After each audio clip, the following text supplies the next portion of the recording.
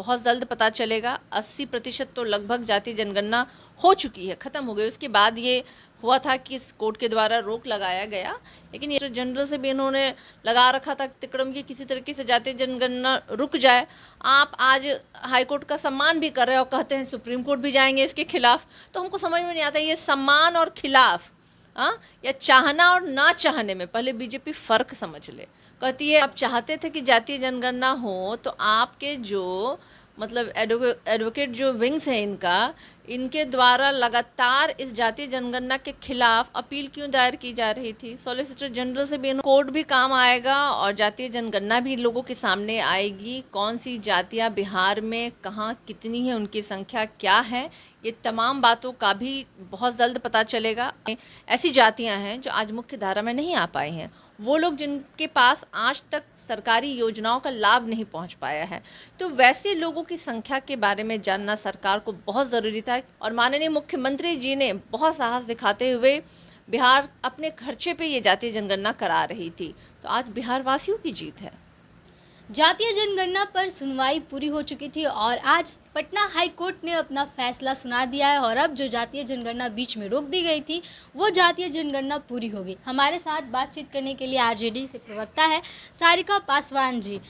Ma'am, कैसे देखती हैं हाई कोर्ट ने आखिर अपना फैसला सुना ही दिया, पक्ष में सुनाया सरकार? देखिए, बिहार के जो है वो जनता के पक्ष में आज हाई कोर्ट का ये फैसला है। जातीय जनगणना किसी पार्टी और विशेष के लिए नहीं था, ये पूरी बिहार की जनता के लिए था।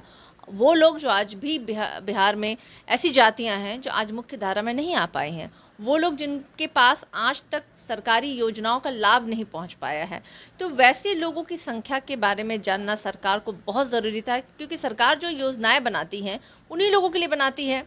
और आपके पास अगर सही डेटा नहीं होगा तो आप उन तक या उनके लिए योजनाएं कैसे बनाइएगा।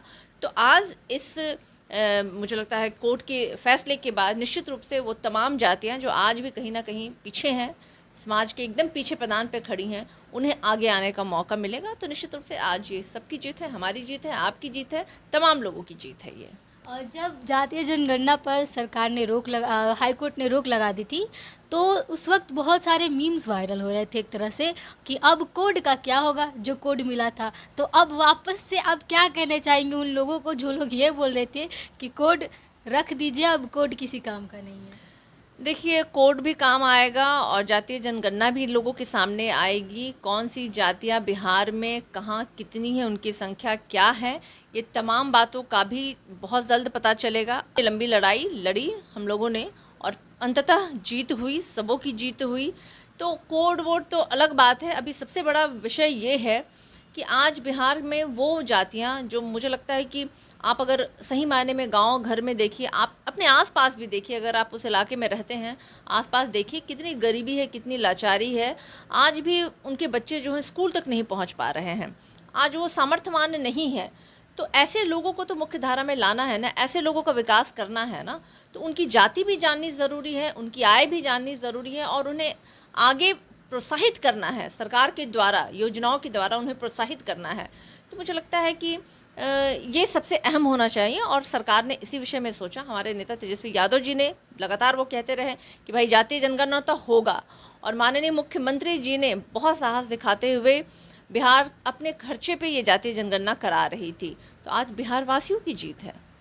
बीजेपी के नेता प्रतिपक्ष विजय सिन्हा कह रहे हैं कि हम हाई कोर्ट के फैसले का सम्मान करते हैं और हम खुद जातीय जनगणना हम लोग करवाना चाहते थे, लेकिन सरकार जिस तरीके से करवा रही है उस पर अपनी मंशा स्पष्ट करे कि आखिर मंशा क्या है जातीय जनगणना। भाई, जब आप चाहते थे कि जातीय जनगणना हो तो आपके जो मतलब एडवोकेट जो विंग्स हैं इनके द्वारा लगातार इस जातीय जनगणना के खिलाफ अपील क्यों दायर की जा रही थी। सॉलिसिटर जनरल से भी इन्होंने लगा रखा था तिकड़म की किसी तरीके से जातीय जनगणना रुक जाए।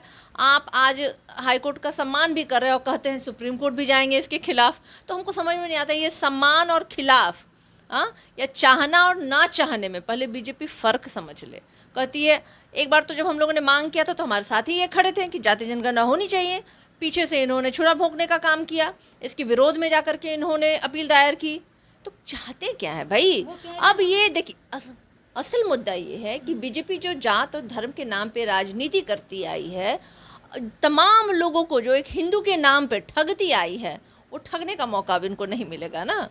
तो डर विजय सिन्हा जैसे लोगों को, बीजेपी के तमाम जैसे लोगों को दिक्कत और डर इसी बात से है वो कह कि रहे कि फायदा उठाने के लिए वर्गों का, विशेष वर्गों का फायदा उठाने के लिए जातीय जनगणना सरकार करवा रही है। कौन विशेष मकसद सरकार का क्या है, क्या आंकड़े हैं, खुल करके स्पष्ट सबके सामने रखें। कौन विशेष वर्ग जिस गरीब के शरीर पे कपड़े नहीं हैं, कौन विशेष वर्ग जिसके घर में नौकरी नहीं है, जिसके बच्चे स्कूल नहीं जा रहे, किस विशेष वर्ग की बात कर रहे हैं?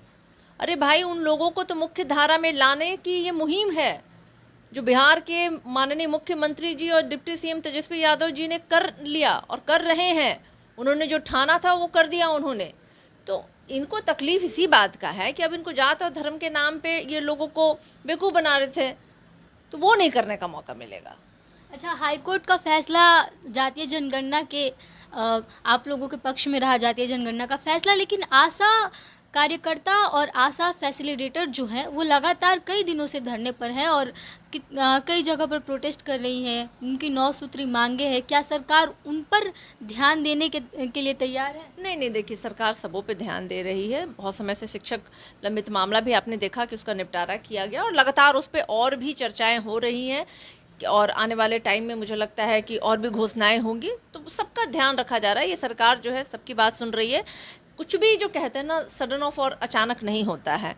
बात विचार और निर्णय के में टाइम लगता है और सरकार जो है गंभीरतापूर्वक सभी लोगों के बारे में सोच रही है। आप बोल रही हैं कि शिक्षकों की जो दिक्कतें थी उसको आप लोगों ने ठीक किया, लेकिन शिक्षक तो अभी भी खुश नहीं है।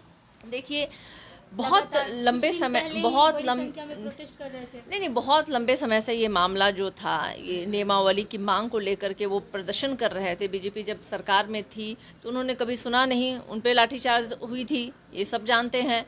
लगातार वो प्रदर्शन कर रहे थे और हमारे महागठबंधन में आने के बाद ही सबसे पहला जो निर्णय है वो शिक्षकों के समर्थन में लिया गया है।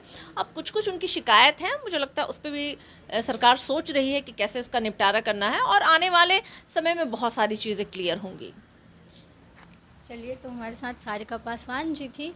जिस तरीके से हाईकोर्ट का फैसला जातीय जनगणना को लेकर के सरकार के पक्ष में आया, उस पर इन्होंने कहा कि अब जो है सरकार तैयार है उन वर्गों के लिए जो कहीं ना कहीं दब गए थे, जो कहीं ना कहीं शोषित हुए थे, उनको अब उभरने का समय आ गया है और ये जातीय जनगणना के ज़रिए सरकार आंकड़े लेगी और आंकड़े लेकर के उन तमाम लोगों तक पहुंचने की कोशिश करेगी।